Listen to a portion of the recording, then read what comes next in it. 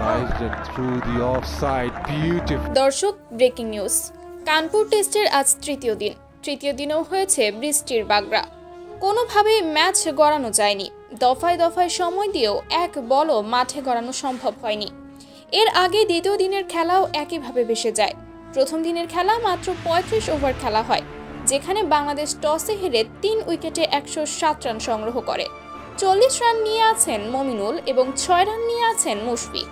দ্বিতীয় সেশন চলেছে চরম বৃষ্টির, আর যার কারণে এখনও মাঠে একটি বল করা হয়নি। এরই মধ্যে তৃতীয় দিনের খেলাও পরিত্যক্ত ঘোষণা করেছে আম্পায়াররা। এছাড়াও বাকি কয়েকদিন এভাবেই কানপুরে চলবে বৃষ্টিপাত। আর তাই তো আইসিসির কঠিন সিদ্ধান্তে বৃষ্টিতে ম্যাচ পরিত্যক্ত হওয়ায় বাংলাদেশ আগে টসে ব্যাটিং করে ৩ উইকেট হারিয়ে ১০৭ রান সংগ্রহ করায় টাইগারদের দ্বিতীয় টেস্টে জয় ঘোষণা করল আইসিসি। তো দর্শক, আপনাদের কি মতামত আইসিসির এমন সিদ্ধান্ত দেখে? তা এই বিষয়ে জানিয়ে দিন আমাদের ভিডিওর কমেন্ট বক্সে।